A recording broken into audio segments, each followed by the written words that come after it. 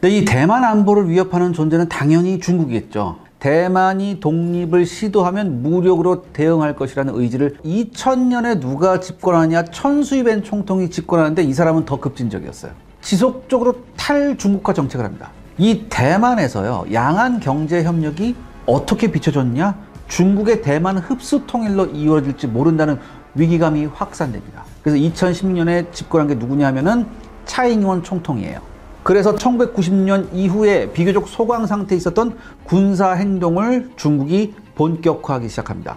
2016년 12월 말 중국 전투기가 대만 영공을 비행하기 시작해요. 2021년 작년에는요, 대만 방공 식별구역을 침범한 중국 군용기는요 700대가 넘습니다. 세계 각국 군사 전문가들이 중국의 대만 침공 가능성을 거론하는데 가장 결정적인 배경이기도 하죠. 한마디로 이제 중국은 더 이상 참을 수 없다, 이런 지경까지 이른 거죠.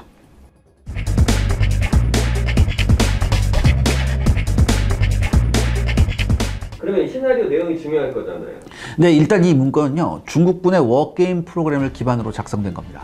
주한미군과 주일미군이 병력을 대만에 파병하기 전까지 약 2시간 안에 대만 침공을 마무리한다는 다소 어떻게 보면 약간 황당한 계획이에요.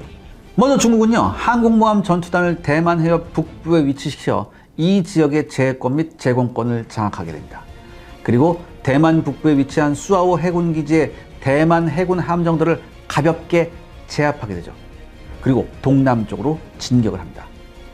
실제로 중국은요, 신장 위구르 자치구 타클라마칸 사막의 훈련기지에서 대만 해군기지에 정박한 선박을 제한한 모형들을 만들고 이를 폭격하는 훈련을 한 바가 있습니다. 그러니까 이게 완전히 얼토당토한 일은 아니에요. 그 다음은 어떻게 되느냐, 이어 남쪽에서도 항모 함대를 발진시킵니다. 중국은 현재 취역한 항공모함이 라오닝함과 산동함 두 척이거든요. 그러니까 한쪽은 북부에, 그래서 한쪽은 남쪽에 있는 거죠. 그래서 이 남쪽에서 발진한 중국의 항공모함 전투단은 대만 가오슝 해군기지의 함정들도 역시 제압하게 됩니다. 항모 함대로 대만을 남북으로 완전히 둘러싸고 포위한 거죠. 이렇게 함으로써 한국, 일본, 필리핀과 그리고 호주에서의 대만 진입을 완전히 차단하는 겁니다. 이것이 1차 목표죠. 그 다음 단계는 뭔가요? 다음 단계는요, 대만 본토에 대한 전략 공격입니다. 대만 본토의 대만군 지휘부와 방공 시스템, 그리고 공군기지 등의 방사포와 탄도미사일 등으로 집중 공격을 합니다. 그 대만 내에는 모두 11개의 공군기지하고 4개의 해군기지가 있거든요. 근데 여기를 이제 집중 공격하는 거예요. 그러니까 한마디로 이를 통해서 대만군 지휘를 마비시키고 대만군의 효과적인 지휘 통제 능력을 박탈시킨다, 이런 개념입니다. 동시에 대규모 상륙군을 동원해서 최단 시간 내에 해안지대의 교두보를 구축하고 특수부대를 동원해서 대만 내 항구와 공항을 장악해 후발부대의 안전을 확보합니다. 그리고 마지막으로 대규모 병력과 물자를 신속히 전개한다. 이것이 마지막 3단계죠. 됐네요. 대만 이렇게 다 흡수했네. 뭐 나름 계획이 있는 거죠. 그러니까 이 작전을 위해서 중국군은요, 그러니까 중국 보면 이제 화동 지역이 있고 화남 지역이 있거든요. 이 화동 지역과 화남 지역의 중국군 병력을 총동원합니다. 근데 제가 지금 전체적인 개요만 말씀드렸는데 제가 이제부터 세부적인 시나리오 한번 들어가 보겠습니다. 먼저 복건성에 위치한 중국군의 대규모 방사포 부대가 새벽 4시를 기해서 일제히 대만을 향해 425mm 방사포를 집중 발사합니다. 이 425mm 방사포의 사거리는 480km예요. 이 방사포로 대만군 미사일 부대와 지상기지를 제압하죠. 그리고 동시에 모두 172발의 둥펑-16, DF-16 미사일을 발사해서 대만의 모든 방공 시스템을 제압하게 됩니다. 특히 대만판 패트리어트 미사일은 텐국 미사일 기지에 미사일 전력의 3분의 1을 쏟아붓게 되죠. 여기까지가 개전 후에 5분 안쪽의 시나리오입니다. 그런데요, 이제 전쟁이 시작되면 대만도 가만히 있지 않잖아요. 분명히 대만 쪽에서도 스크램블 이륙하는 공군기들이 있을 거란 말이지. 그래서 비상 출격한 대만 공군기들이 있을 텐데 이 공군기들은 누가 처리한다? 항공모함에서 출격한 중국의 J-15 함재기들과 중국 연안에 배치된 S-400 지대공 미사일이 처리한다는 거죠. 그래서 시뮬레이션 상에 보면은 비상 출격한 대만 공군기들을 전부 격추하게 됩니다. 여기까지가 대략 15분 정도입니다. 출격한 대만 공군을 경멸하고 나면요, 중국의 J-15 함재기들과 지상기지에서 출격하는 J-11, J-10 등의 전폭기들이 대만에 있는 잔여 전투기들하고 함정들을 마무리 제거하게 됩니다. 여기까지가 대략 30분이 걸리죠. 그런데요, 여기서 끝이 아닙니다. 개전 후 40분이 되면요, 중국 공군은요, 대만의 하늘을 완전히 장악하게 됩니다. KJ-500AWACS로 대만 상공을 통제하게 되고요, 대만 내 잔여 기지의 동향을 핀포인트로 잡아내서 소탕전을 개시하게 되죠. 그리고 KJ-500AWACS는 혹시나 있을지 모르는 대만 해군의 함정들을 색출하는 데도 활용이 됩니다. 그리고 이를 위해서 다수의 J-10과 J-11 전폭기들이 대만 상공에서 대기하고 있죠. 여기까지가 대략 1시간이 걸립니다. 마지막으로 중국 공군의 H-6 폭격기가 다수의 순항미사일을 탑재하고 출격하게 됩니다. 안전하게 제공권이 확보된 상태에서 대만의 민간 전략 목표에 대한 마무리 공격을 실시하게 됩니다. 이렇게 되면요, 이 작전의 결과로 대만군의 전력은 90% 이상이 소멸되게 됩니다. 시뮬레이션에 의하면. 그리고 완벽히 안전이 확보된 상태에서 중국군의 지상부대가 대만으로 상륙하게 되죠. 그리고 4만 톤급의 075형 신형 강습 상륙함을 동원해서 대만을 완전 점령하게 됩니다. 그런데 이 모든 작전 과정이 2시간 이내에 종결되게 되어 있습니다. 왜냐? 괌이나 일본 또는 한국에서 미군이 병력을 파견하거든요. 근데 이 파견할 때까지 시간이 2시간 걸린다는 얘기죠. 그러니까 그 안에 작전을 끝낸다는 개념이에요. 저는 이게 네. 들어보면 굉장히 현실적인 것 같아요. 아, 현실적인 것 같아요. 네. 네. 아, 그래요? 만화 같지 않고 현실적인데 내가 가능할 것 같은데. 아, 가능할 것 같아요? 예. 다시 말씀드리지만 이 시뮬레이션은요, 중국의 워게임 시뮬레이션 프로그램에 의한 결과입니다. 재미있는 것은요, 이 프로그램 역시 중요한 돌발 변수로 주한미군 및 주일미군을 상정한 거예요. 특히 동북아에서요, 최강의 미군 지상 전투부대는 주한미군 2사단입니다. 만약 주한미군 2사단이 대만으로 온다면 중국은 이에 맞서야만 합니다. 또 하나, 일본 요코스카 항에서 출동한 미 항공모함 함대와 교전을 해야 하고요. 더 나아가선 괌에서 날아온 미 공군과도 교전을 해야 되는 상황이 발생하게 되죠. 만약 미군이 전면 개입을 한다면 중국은 원하는 결과를 얻지 못할 가능성이 커집니다. 시뮬레이션 결과에도 나오거든요. 그렇기 때문에 2시간이라는 최단 시간 내에 작전을 종결해야만 하죠. 그리고 실제 대만군도 작전 계획이 있을 거 아니에요. 대만 작계도 있을 거 아니야. 얘네 작계는 뭐냐면 중국의 전면적 침공이 시작됐을 경우에 2시간에서 4시간 정도 버티는 거에 이 대만군의 작전 계획이에요. 그러니까 거의 지금 맞아 들어가는 거죠. 작년이었죠. 미국이 대형 수송기 C-17을 한국 오산 기지에서 대만 숭산 공항까지 2시간 만에 도착하는 시뮬레이션을 한번 해봤습니다. 명분은 뭐였죠? 코로나 백신 운송한다고 해서. 근데 명분은 코로나 백신 옮긴다고 했지만 한번 시뮬레이션 해본 거야. 2시간 안에 갈 수 있나? 2시간 안에 왔어요. 작전이 되게 현실적인데. 아, 현실적인 것 같죠. 아, 그래요. 뭐 일면 뭐 현실적인 것 같은데 시뮬레이션은요, 시뮬레이션일 뿐입니다. 이 과정과 결과를 보면 곳곳에 허점이 보입니다. 일단 대만이나 미국이 자신들의 정찰 자산을 전혀 이용하지 않는다는 전제가 깔려 있습니다. 지금 이와 같은 시뮬레이션 같이 중국이 대규모 침공 작전을 하기 위해서는 엄청난 병력을 동원해야 돼요. 약 40만의 병력, 각종 함정 100여 척, 항공기는 500대가 넘습니다. 이 정도 대규모 병력이 대만 침공을 하기 위해서는 사전에 엄청난 준비를 해야 해요. 그리고 부대를 대만 해협 쪽으로 집결시켜야겠죠. 당연히. 그러면 이거는 어쩔 수 없이 당연하게도 미국의 정찰 자산, 그리고 대만의 정찰 자산에서도 탐지가 될 수밖에 없습니다.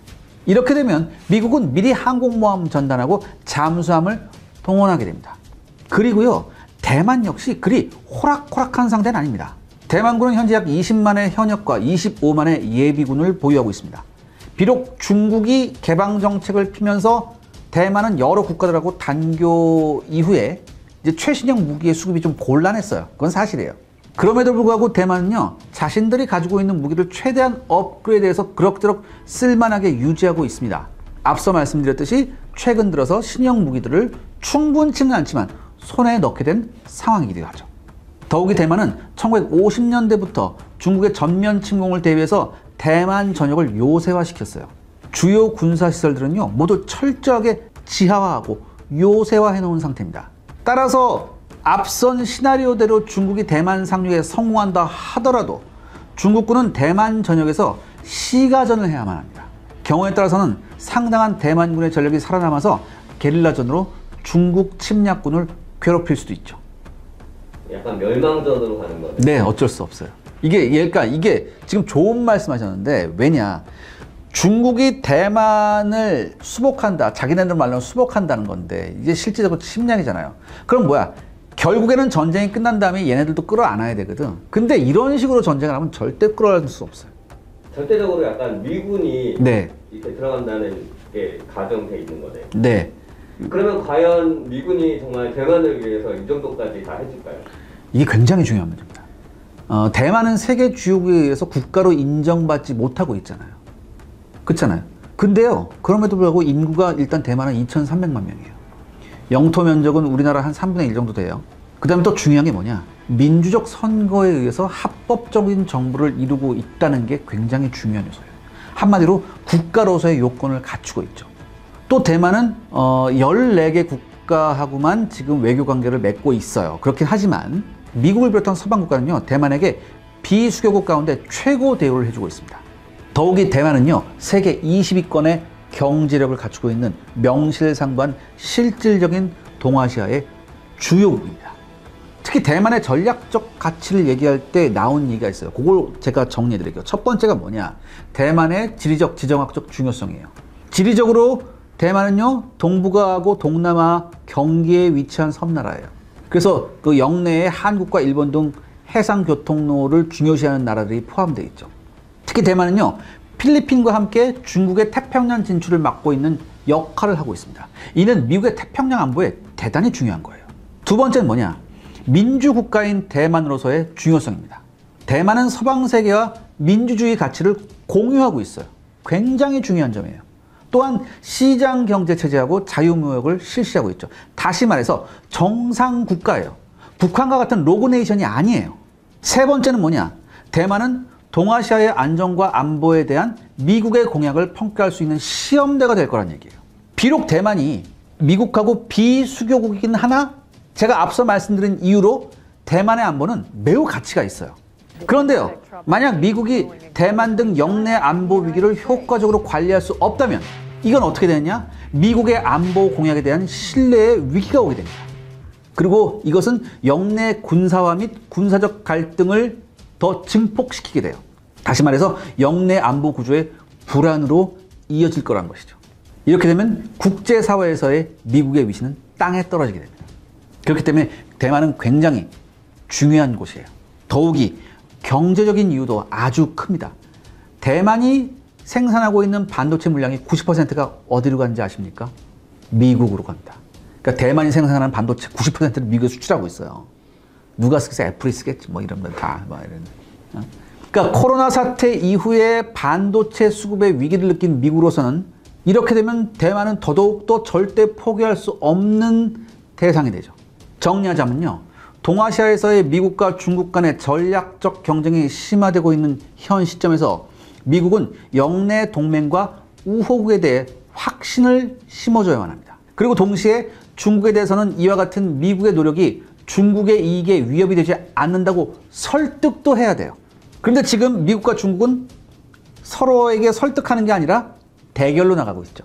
이런 관점에서 동아시아의 안정은 지금 상당히 어려운 과정에 있는 게 사실이긴 합니다. 그럼 베스트는 뭔가요? 그러니까 베스트는 그냥 서로 침공 안 하고 그냥 원래 그냥 너는 너 나는 나 이거예요. 서방의 관점으로 봤을 때는 양안의 상황이 영내 주요국의 입장이나 이익과 배치되지 않도록, 그러니까 되도록이면 조용하게 하는 거, 그게 베스트죠. 그러니까 어디가 하나와 흡수 뭐 이거 말고 그냥 너는 너 나는 나 이렇게 해서 그냥 하던 대로 하나의 중국 인정할게 대신 뭐 이 체제 뭐 이런 식으로 그냥 이 상태, 이렇게 뭐 군사적 위기가 에스컬레이트 되지 않고 그냥 이 상태, 이게 베스트예요. 그럼 지금 이제 중국의 위협이 좀 높아졌다고 하셨잖아요. 네. 그럼 중국이 이거를 시나리오대로 확 저지를 수도 있을까요? 여기서부터가 조금 신중해야 되는데 전 이렇게 생각합니다. 예전에 비해서 중국의 군사적 도발이 증가했다고는 하나 실제로 중국도 대만을 침공하는 건 상당히 부담스러운 것이 사실일 거예요. 특히 이번 러시아 우크라이나 전쟁에서 러시아제 무기의 성능이 신통치 않았기 때문에 중국은 굉장히 당황한 눈치입니다. 현재 중국의 무기 체계는요, 거의 러시아제 무기 체계이거나 아니면 이 러시아제 무기를 데드카피한 것들이에요.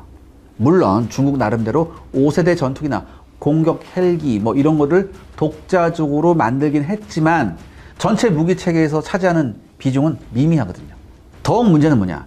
러시아제를 카피한 무기 체계가 너무나 많다는 거예요. 이건 한마디로 뭐냐? 러시아제 오리지널보다 성능이 안 나올 가능성이 굉장히 높다는 얘기입니다. 그리고 무엇보다도 중국군은요, 현대전에 대한 실전 경험이 미비해요. 이게 굉장히 큰 약점입니다. 이번 러시아 우크라이나 전쟁으로요, 러시아군이 꼴사나운 모습을 보이긴 했어요. 하지만요, 여러분들, 러시아군은 90년대 중반부터 체첸 전쟁, 조지아 전쟁, 시리아 내전 등을 거치면서 나름 실전 경험 노하우를 쌓은 상태예요. 그런데 이런 러시아군조차 전면전에서 고전을 거듭하고 있잖아요.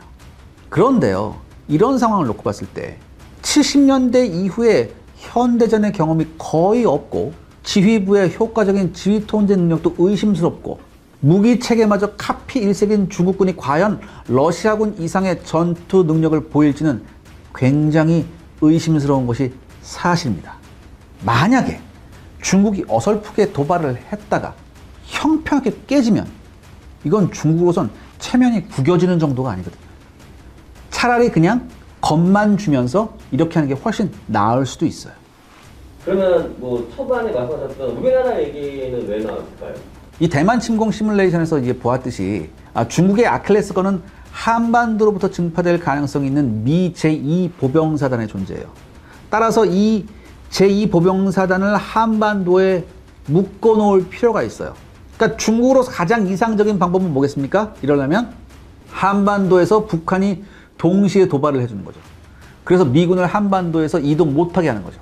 그러니까 이런 논리 때문에 대만하고 우리나라가 같이 거론되는 거예요. 그런데요, 중국을 위해 북한이 한국에 대해서 도발을 감행한다는 것 자체가 자살 행위가 될 수밖에 없죠. 물론 북한 애들의 핵이 있어서 좀 거시기하긴 한데 재래식 전력에 있어서 우리 군은 충분히 북한의 도발을 격퇴시킬 수 있는 능력이 있어요. 그리고 그것 때문에 북한이 핵 공격을 한국에 해? 걔네 바보 아니에요. 그렇게 바보 아니라고, 걔네도. 뭐 중국 형님을 위해서 우리가 핵을 쏴드릴게요. 그러진 않. 지네 살라고 핵 개발했는데 남을 위해서 핵을 쓰겠어요? 또 하나, 북한군의 열악한 보급 시스템을 한번 생각해 봐야 돼요. 그러니까 러시아군도 이번 전쟁에서 보급 때문에 지금 작살이 나잖아요. 근데 러시아군보다 보급이 좋겠어, 북한 애들이? 절대 아니거든요. 북한도 아마 이번 전쟁을 보면서 굉장히 많은 생각을 했을 거예요. 대한민국의 군사력은요, 비록 몇몇 불만스러운 부분이 있긴 합니다. 그럼에도 불구하고 스스로 국가의 안보를 책임질 수 있는 수준으로 성숙해 있는 건 명확한 사실이에요. 따라서요, 어설프게 대만하고 우리나라를 엮어서 이거 당장 큰일 났다! 이거는 어처구니없는 짓입니다. 물론 세상 일은 모르는 것이니까 모든 최악의 시나리오에 대비한 플랜과 역량은 갖추고 있어야 하는 것은 맞습니다. 오늘의 결론, 대만은 우크라이나가 아니고 우리나라는 대만이 아니다. 까불면 죽는다. 끝까지 시청해주셔서 감사합니다. 샤르의 군사연구소에서는 최근 군에서 보급과 수송 그리고 군수에 관련된 분야에 복무하셨던 부사관 및 간부 전역자분들과 인터뷰를 하고자 합니다. 아래의 메일 주소로 연락 주시기 바랍니다.